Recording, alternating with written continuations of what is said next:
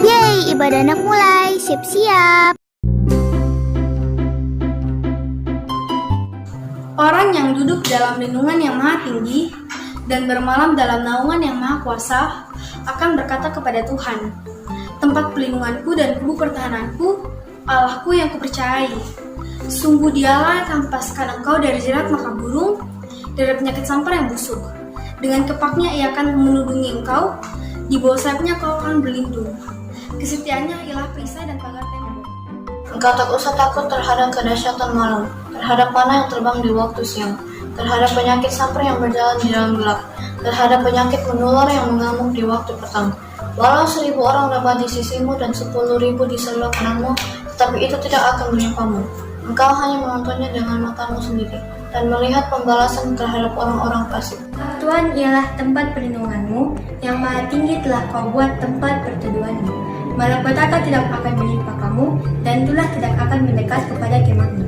Sebab malaikat-malaikatnya akan diperintahkannya kepadamu, untuk menjaga engkau di segala jalanmu.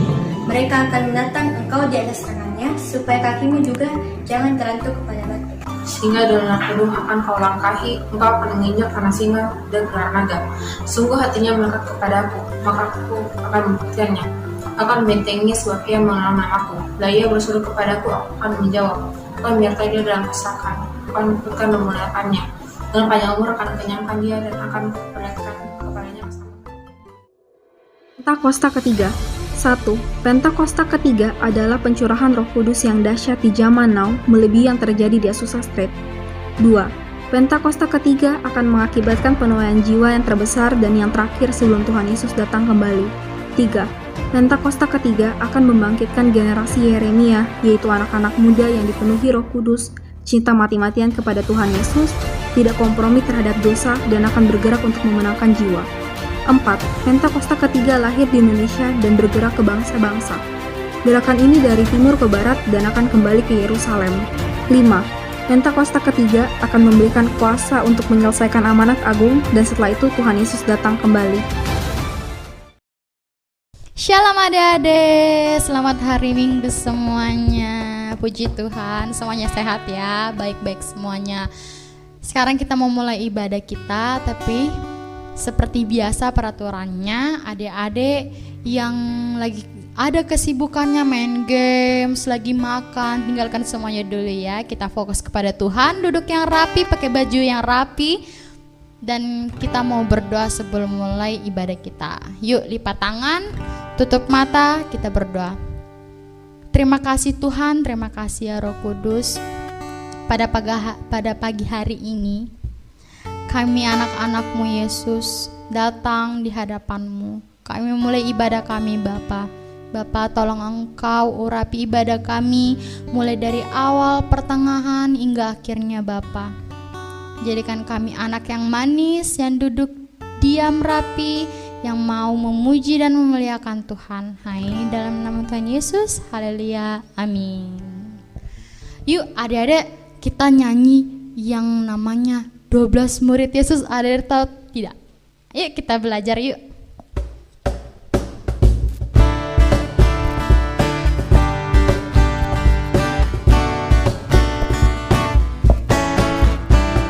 Simon Petrus, Andreas, Yakobus, Yohanes, Filipus, Thomas, Yakobus anak Alfeus, Tabeus, Simon orang Zelot, Mateus, Bartolomeus, Yudas Iskariot, 12 murid Yesus. Dari awal lagi ya, adik-adik semangat.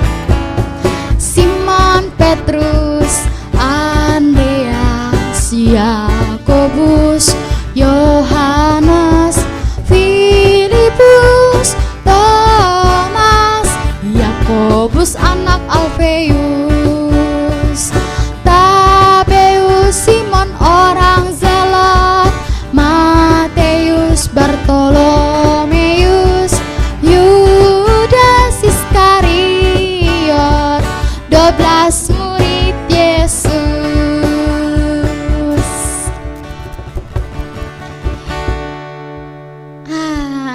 sudah memuji nama Tuhan? Mau lagi? Yuk kita bangkit berdiri, kita muji nama Tuhan. Katakan, kita pasukan Kristus.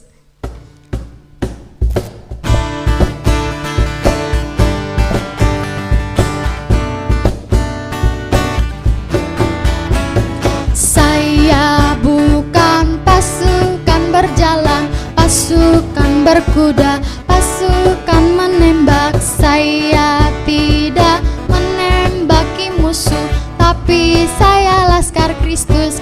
Saya laskar Kristus, siap gerak dor. Saya laskar Kristus, siap gerak dor. Saya bukan pasukan berjalan, pasukan berkuda, pasukan menembak. Saya tidak menembaki musuh, tapi saya laskar Kristus.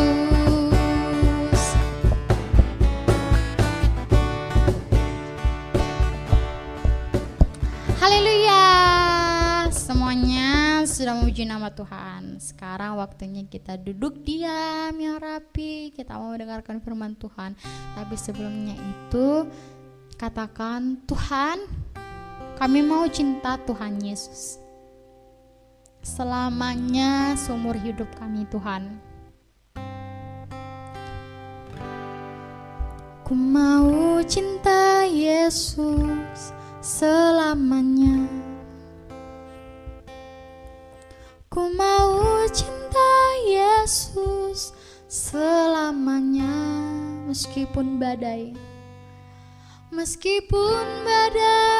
silih berganti dalam hidupku, ku tetap cinta Yesus selamanya. Katakan, ku mau cinta Yesus. Ku mau cinta Yesus selamanya. Ku mau cinta Yesus.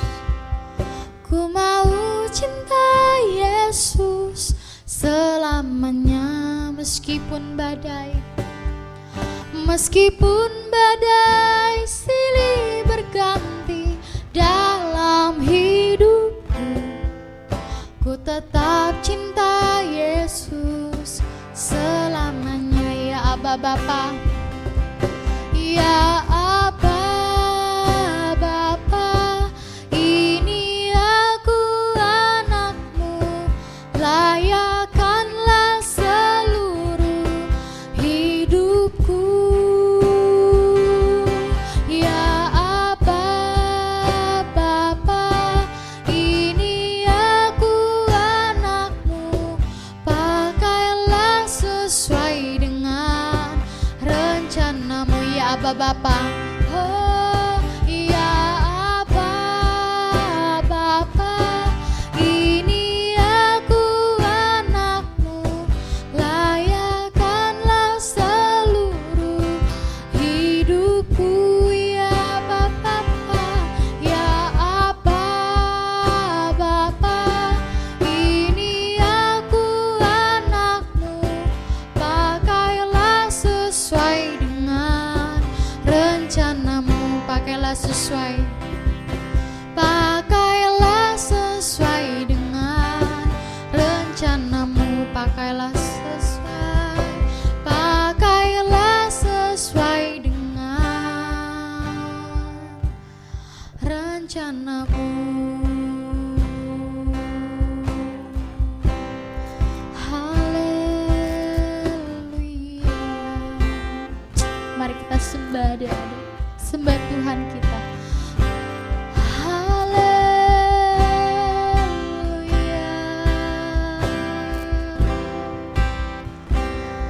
Haleluya. Oh, terima kasih Tuhan. Kami mau bersyukur, kami mau bersyukur. Haleluya.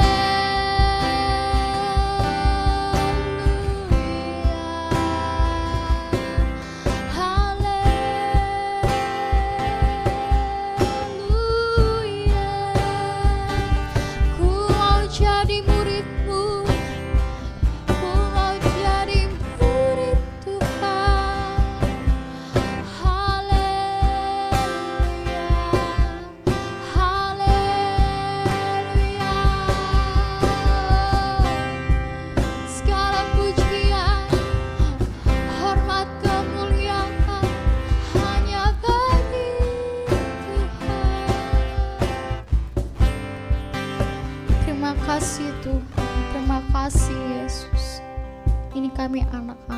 Bapa. Dalam nama Tuhan Yesus Kristus. Haleluya. Amin. Shalom adik-adik. Hari ini kita akan belajar tentang jatuh cinta. Tapi sebelumnya kita siapkan hati kita, mata kita, telinga kita, mulut kita untuk berdoa. Sikap doanya kita tutup mata, lipat tangan, kita berdoa sama-sama. Tuhan Yesus, terima kasih buat penyertaan Tuhan sepanjang minggu ini di dalam kehidupan kami. Terima kasih juga Tuhan buat perlindungan-Mu untuk kehidupan kami, untuk keluarga kami, kakak, adik, mama, papa kami Tuhan, dimanapun mereka berada atau pada saat mereka sedang bekerja. Tuhan Yesus, sekarang kami mau mendengarkan firman Tuhan. Kami serahkan hidup kami ke dalam tangan Tuhan, hati kami ke dalam tangan Tuhan. Biarlah nama Tuhan dimuliakan melalui kehidupan kami. Terima kasih Tuhan Yesus, terpuji namamu, haleluya, amin. Nah, seperti yang tadi kakak Tanti bilang, kita akan belajar tentang jatuh cinta. Kenapa jatuh cinta? Ya, karena pada saat kita jatuh cinta, pada saat orang-orang merasakan jatuh cinta itu, apa saja mereka mau lakukan. Termasuk perasaan rasa cinta mula-mula. Contohnya seperti adik-adik saat ini menginginkan sesuatu. Seperti kalau adik-adik menginginkan sepatu berwarna biru. Nah adik-adik, kapan ya saya punya sepatu warna biru? Kapan ya saya punya sepatu warna biru? Tiba-tiba adik-adik mendapatkan sepatu itu yang persis seperti yang adik-adik inginkan. Nah adik-adik tentunya sangat bahagia. Sangat-sangat bahagia. Oh, terima kasih Tuhan untuk sepatu ini. Kalau bisa sepatu itu adik-adik bawa di tempat tidur, tidur bersama-sama dengan sepatu itu, pasti adik-adik lakukan kan? Nah, begitupun dengan orang yang sedang jatuh cinta. Mereka mau lakukan apa saja untuk perasaan cinta itu. Nah, itulah yang dikatakan cinta mula-mula atau jatuh cinta. Apa saja dihadang, tidak ada halangan, pokoknya saya suka dengan sepatu ini. Saya mau pakai mandi, mau pakai apa, bisa saja. Seandainya bisa sepatu dipakai mandi ya adik-adik. Nah, begitupun dengan rasa jatuh cinta atau cinta mula-mula itu. Seperti pula yang terjadi pada murid-muridnya Tuhan Yesus. Pada saat Tuhan Yesus memanggil langsung murid-muridnya, tanpa ada perhitungan, tanpa ada rasa pengen mau dibayar atau apapun, mereka mau ikut saja kepada Tuhan, sama Tuhan Yesus. Tuhan Yesus memilih muridnya secara langsung. Pada saat itu juga muridnya ikut Tuhan Yesus. Bahkan rela untuk melakukan apa saja untuk firman Tuhan yang Tuhan Yesus beritakan kepada mereka. Kasih yang Tuhan Yesus berikan kepada mereka secara langsung, mereka rasakan dan menimbulkan rasa cinta mula-mula itu. Rasa yang tidak mau meninggalkan Tuhan Yesus itu akan tumbuh setiap harinya dalam hati murid-murid Tuhan Yesus. Sehingga mereka rela berkorban demi Tuhan Yesus. Ada yang memberitakan Injil sampai ke dunia Asia, kemana saja mereka. Sampai pada saat ini juga adik-adik bisa merasakan firman Tuhan itu. Nah itu karena apa? Karena rasa cinta mula-mula murid Tuhan Yesus kepada Tuhan Yesus itu sendiri. Kalau adik-adik kira-kira mau bertanya, terus kalau saya kakak Tanti bagaimana mau merasakan cinta mula-mula? Gampang saja. Coba adik-adik belajar memberikan makanan atau pakaian-pakaian adik-adik. Makanan aja deh, Indomie 1 atau 2 bungkus mie instan, adik-adik ikat dalam plastik, terus berikan kepada orang yang menurut adik-adik sangat membutuhkan. Nah, pada saat adik-adik memberikan kepada orang itu, di dalam hatinya adik-adik seperti apa? Apakah seperti saya kasih Indomie 2, saya mau minta ganti di mamaku Indomie 4. Nah, kalau begitu berarti itu bukan karena cinta kasih yang mula-mula, tapi karena ada hadiah yang nanti akan adik-adik ambil lagi. Beli 2, dapat 4. Tapi kalau murid Tuhan Yesus tinggalkan pekerjaannya, tinggalkan apa yang mereka lakukan, mau mengikut Yesus tidak perlu hadiah. Nah, dari di situ adik-adik dapat, kalau adik-adik bilang, iya, tidak usah dikembalikan, biar saja. Besok saya mau kasih lagi deh, ada sayur 1 mangkuk, ini tidak dimakan atau berlebihan buat adik-adik, dikasih lagi sama tetangga. Tetangganya bilang, oh terima kasih. Iya, terima kasih, Tuhan berkati. Nah, kalau adik-adik bilang, iya, besok dibalas ya. Nah, itu bukan cinta mula-mula, tapi itu mengharapkan balasan. Nah, oleh karena itu, Kalau cinta mula-mula memberikan kasih kepada orang tapi tidak mengharapkan balasan. Betul sekali. Sekarang kita akan belajar 12 murid Tuhan Yesus yang dipanggil Tuhan Yesus secara langsung. Ayo, ada yang sudah mengingat murid-murid Tuhan Yesus? Nah, kalau sudah mengingatnya mungkin, ayo kita belajar sama-sama ya. Di dalam Matius pasal 4 ayat 18 sampai 22. Kira-kira kita belajar sama-sama ya. Kita sebut satu-satu murid-murid Tuhan Yesus. Ayo kita belajar sama-sama ke-12 murid Tuhan Yesus. Sambil dihafal-hafal ya nama-nama murid-murid Tuhan Yesus. Kemudian Tuhan Yesus berkata kepada kepada dua bersaudara murid pertama Tuhan Yesus, yaitu, marilah ikut aku dan kamu akan menjadi penjala manusia. Jadi Tuhan Yesus berkata, marilah ikut aku dan kamu akan kujadikan penjala manusia. Oke, siap? Dua bersaudara itu yang bernama Simon atau disebut Petrus. Kemudian saudaranya itu bernama Andreas. Jadi sudah berapa murid Tuhan Yesus? Yang pertama Simon atau Petrus, yang kedua Andreas. Yang ketiga adalah Yakobus anak Zebedeus. Yang keempat Yohanes. Yang kelima Filipus. Yang keenam Bartolomeus. Yang ketujuh Thomas, yang kedelapan Matius pemungut cukai, yang kesembilan Yakobus anak Alfeus, yang kesepuluh Tadeus, yang ke-11 Simon orang Selot, yang ke-12 Yudas Iskariot. Oke adik-adik, sudah dihafal? Sudah diingat? Kakak Tanti ulang sekali lagi ya. Ke-12 murid Tuhan Yesus, dua bersaudara, yaitu Simon atau Petrus, kemudian Andreas. Yang ketiga Yakobus anak Zebedeus, yang keempat Yohanes, yang kelima Filipus, yang keenam Bartolomeus, yang ketujuh Thomas, yang kedelapan Matius pemungut cukai, yang kesembilan Yakobus anak Alfeus, yang kesepuluh Tadeus, yang ke-11 Simon orang Selot, yang ke-12 Yudas Iskariot. Nah, demikianlah nama-nama murid Tuhan Yesus 12 orang. Mereka itu selama mengikut Tuhan Yesus tidak pernah minta hadiah sama Tuhan Yesus. Tidak pernah merengek kepada Tuhan. Tuhan Yesus kasihkah hadiah nah kalau saya sudah baca Alkitab? Atau Tuhan Yesus kalau saya sudah berdoa kasihkah hadiah nah? Tidak pernah. Mereka mengikut Tuhan Yesus dengan hati yang tulus, dengan rasa cinta mula-mula. Tidak mau meninggalkan Tuhan Yesus. Karena apa? Tuhan Yesus sendiri yang memberikan kasih yang baik buat mereka. Begitupun dengan adik-adik. Kalau berbuat sesuatu, melakukan sesuatu, tidak perlu mengharapkan balasannya.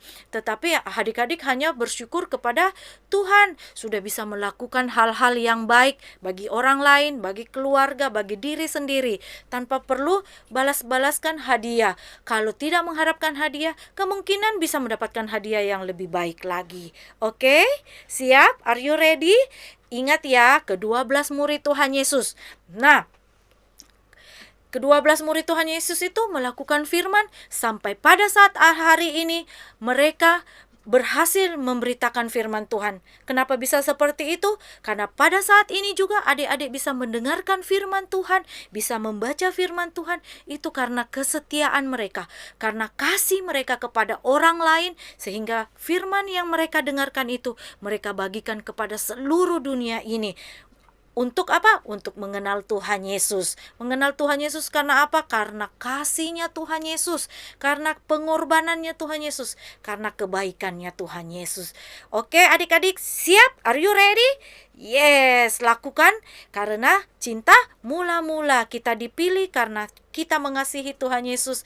Murid-murid dipilih karena mengasihi Tuhan Yesus. Kita pun dipilih menjadi anak Tuhan Yesus karena kita dikasihi sama Tuhan Yesus. Nah, ayo kita berdoa. Untuk hari ini kita belajar mengasihi dan memberi kasih kepada orang tanpa beri balasan. Tutup matanya, lipat tangannya, kita berdoa. Terima kasih Tuhan Yesus untuk hari ini. Kami mau belajar memberikan kasih kepada orang lain. Dan kami juga akan menerima kasih yang lebih banyak lagi daripada Tuhan Yesus sendiri. Kami berserah hidup kami ke dalam tangan Tuhan sepanjang minggu ini. Biarlah Tuhan yang menuntun kami. Terpujilah nama Tuhan Yesus. Haleluya. Amin. Shalom. Teman-teman, mari kita berdoa. Terima kasih Tuhan Yesus untuk firman Tuhan yang disampaikan pada hari ini. Ajar kami untuk dapat lebih mengasihi Tuhan sungguh-sungguh dan mengikuti Yesus dengan setia dan melakukan seluruh kebenaran firman Tuhan dalam hidup kami. Terima kasih Tuhan Yesus, dalam nama Tuhan Yesus, haleluya, amin.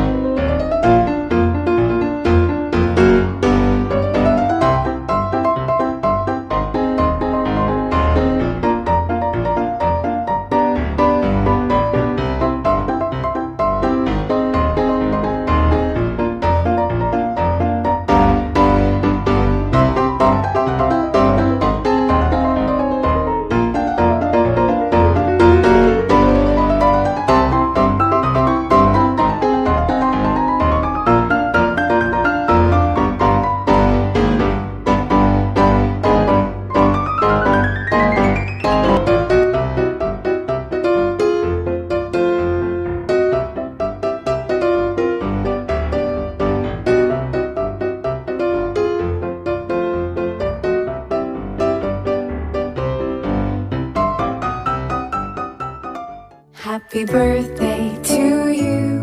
Happy birthday to you.